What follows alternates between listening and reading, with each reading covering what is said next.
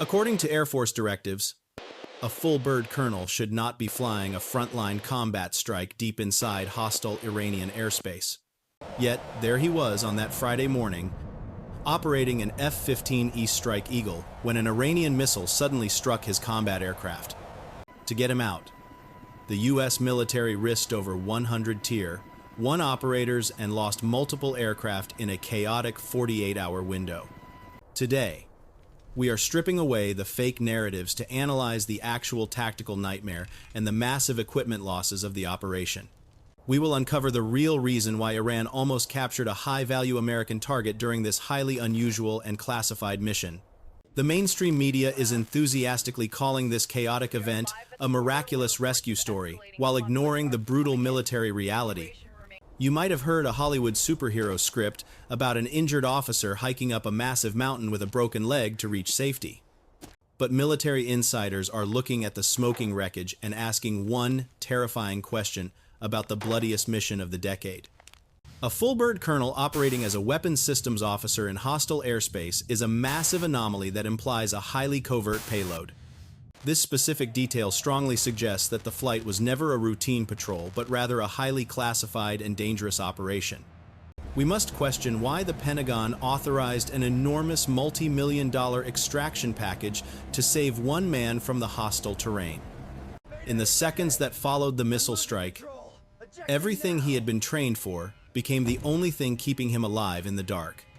The sudden ejection happened in mere fractions of a second, as both the pilot and the weapons officer were violently thrown into the night. The two men drifted apart after deploying their parachutes and were carried to very different locations in the rugged mountains of Iran. That immediate separation, the moment the wind took their parachutes in different directions, is what turned a rescue into a brutal ordeal. One man came down in an easily accessible location where the efficient U.S. forces were able to successfully find him within a few hours. The other came down much further into the harsh terrain and disappeared into the dark mountains while bleeding from the violent ejection. A United States Air Force colonel sat completely alone, with only a pistol and a radio, while anticipating the massive enemy forces nearby. He was seriously wounded, but he knew he could not stay at the crash site because the burning wreckage would serve as a beacon for enemies. To understand the sheer magnitude of this military operation, we must look beyond the simplified survival narrative pushed by the media. The operation was clearly designed to protect vital classified knowledge rather than just rescuing a soldier from the remote mountain. The public was fed a digestible story about a brave man overcoming the physical limits of his body to walk miles across the sharp rocks. The reality of the situation involves deep strategic calculations and incredibly high stakes that the government desperately wants to hide. We are going to examine the exact details that expose the glaring inconsistencies in the official timeline and reveal the true mission. Every single piece of evidence points towards a high-value asset extraction rather than a standard combat search and rescue deployment. The violently sudden ejection compressed his spine and battered his limbs as he fell rapidly into heavily defended hostile territory.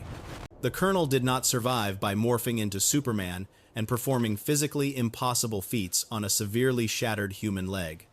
He survived by strictly executing his Tier 1 SARE protocols and maintaining absolute comms discipline to avoid enemy triangulation. The first thing his specialized survival training dictated was to move far away from the predictable heat signatures of the wreckage. Astute observers quickly noticed a massive geographical discrepancy regarding his supposed 5-mile hike across the treacherous rock.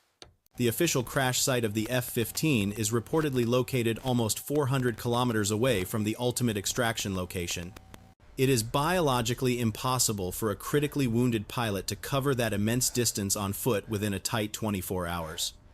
Instead of running a marathon across the mountains, he went to ground in a hidden rock crevice and prioritized strict concealment. He remained completely motionless, while the aggressive Iranian forces mobilized in the valley below with a massive bounty on his head. State television networks were actively urging civilians to shoot on sight, while he calmly calculated his next tactical maneuvers. True survival behind enemy lines relies entirely on remaining invisible rather than engaging in a dramatic action movie foot chase. He knew that every single footprint or broken branch could lead the heavily armed search teams directly to his vulnerable position. Enduring the freezing darkness at high altitudes required extreme mental fortitude as he patiently waited for the massive rescue net. Every combat sortie begins with a comprehensive briefing about escape procedures in case the aircraft suffers a catastrophic failure. For many weeks, he climbed into that jet without needing those exact instructions, but on that fateful night, he needed every single word. The specialized technology that kept him tethered to the rescue network without giving away his exact position is truly remarkable. When the flight crew violently ejected over Iran, they did not just go completely silent or mysteriously vanish into the darkness. They immediately switched to a sophisticated device called the Combat Survivor Evader Locator, which is built exclusively by Boeing. Attached securely to the pilot survival vest, it survives the harsh ejection sequence and immediately starts working automatically. It does not transmit voice because any voice communication can be easily intercepted and tracked by the enemy electronic warfare. Instead, it sends short encrypted bursts containing location data and simple coded messages like injured or enemy forces are nearby. These frequency-hopping signals look exactly like random background noise to the advanced Iranian electronic warfare radar systems. He used this beacon only in very short bursts when the risk of enemy detection was significantly lower than the cost of silence. Knowing that every second the beacon transmits is a second, the hostile network has to locate the source requires extreme discipline. The entire Iranian search apparatus mobilized rapidly, while state media loudly broadcasted a massive $60,000 bounty.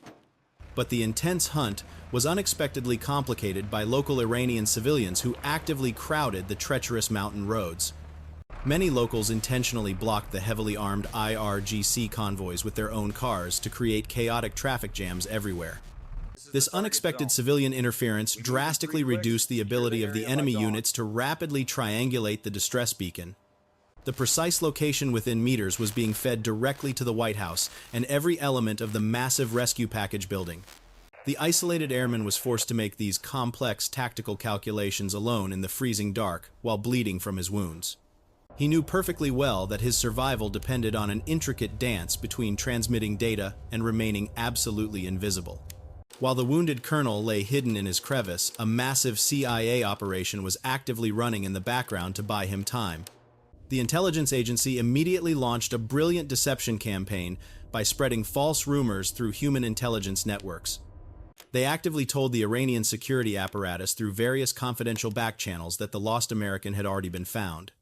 The entire Iranian search operation suddenly swung in the completely wrong direction as units rushed toward non-existent extraction convoys. But this elaborate smokescreen forces us to deeply analyze the widely circulating theory regarding a failed deep strike military operation. You simply do not authorize a massive multi-million-dollar deception package unless you are desperately trying to protect classified OPSEC. Many seasoned combat veterans strongly suspect that the initial F-15 flight was actually targeting highly classified Iranian uranium sites. This chaotic extraction was never about standard humanitarian rescue, but rather a desperate denial operation to secure high-level knowledge.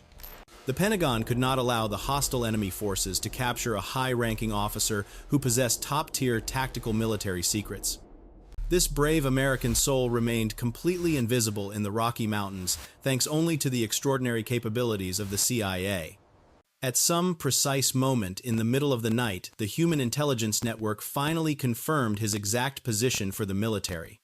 Once the exact coordinates were locked, the White House immediately ordered a specialized commando unit to begin the violent extraction. The government recognized that losing the officer to the dangerous IRGC interrogators would fundamentally compromise national security. The massive rescue package mobilized to establish an overwhelming aerial protection layer coordinated by advanced AWACS aircraft. While the pilot remained frozen on the cold ground, the dark airspace directly above him quickly became a hornet's nest of ResCap fighters. Heavily armed MQ-9 Reaper drones established a tight, close protection perimeter to actively engage any rapidly approaching enemy targets. These sophisticated drones were continuously identifying and clearing individual hostile movements in the pitch black of the cold night. This intense aerial overwatch meant that the drones were actively eliminating aggressive Iranian soldiers who got too close to the asset.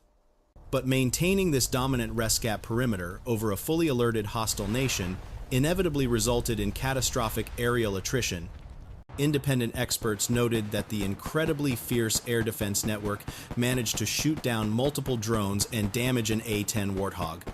Orbiting fighter jets provided continuous top cover while deliberately striking massive enemy military convoys attempting to reach the zone. The isolated officer silently listened to the deafening roar of overlapping aircraft and explosions echoing through the deadly mountain pass. This intense display of aerial firepower was essential to keep him alive, while the heavily armed ground assault forces prepared to breach. You do not send two massive transport planes for one man unless the CSAR package includes a heavily armed quick reaction force. The military created a hasty task force, combining the elite Army Aviation Regiment and the highly lethal Navy DevGru SEAL Team 6. Special operators willingly put their lives on the line and engaged in a massive firefight at the extraction site to save the man.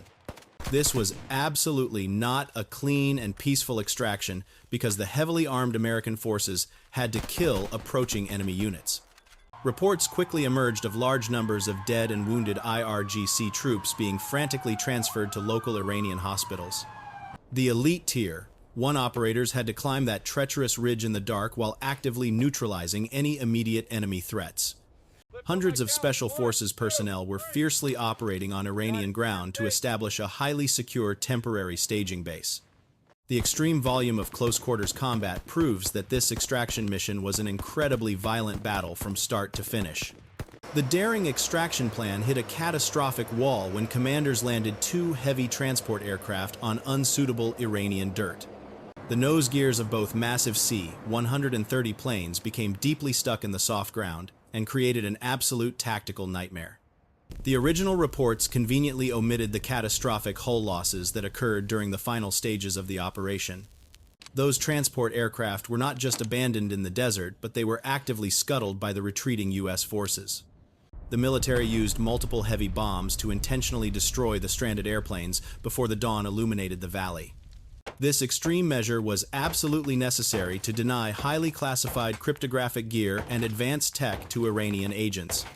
Leaving intact communication arrays on enemy soil would have handed the hostile intelligence network an unimaginable advantage.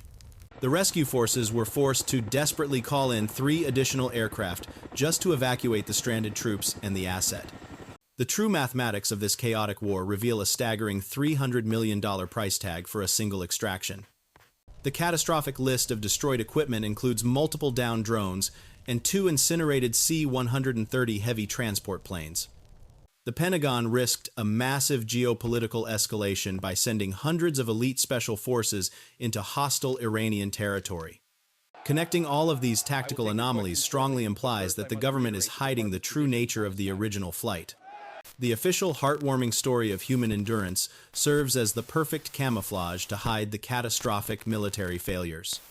Looking at the scuttled planes and the deployment of Tier, one operators alongside a full-bird colonel requires a serious question.